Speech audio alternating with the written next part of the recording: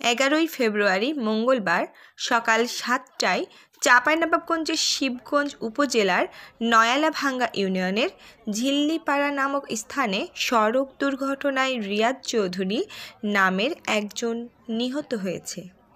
নিহত রিয়াদ চৌধুরী চাঁপাইনবাবগঞ্জ জেলার শিবগঞ্জ উপজেলার নয়ালাভাঙ্গা ইউনিয়নের রানীহাটি পল্লী বিদ্যুতের ভিতরে সরকারি কোয়ার্টারের মোহাম্মদ রতন চৌধুরীর ছেলে।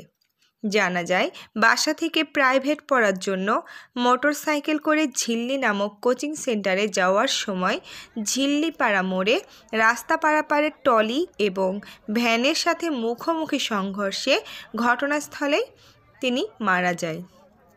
পরে ওই এলাকার স্থানীয় লোকজন পুলিশকে সংবাদ দিলে শিবগঞ্জ থানা পুলিশ ঘটনাস্থলে আসে এবং লাশ উদ্ধার করে। এই ঘটনায় এলাকার সার্বিক আইনশৃঙ্খলা পরিস্থিতি ও সড়কে যান চলাচল স্বাভাবিক রয়েছে। দিলার জামান বন্যা, চাঁপাই টুডে।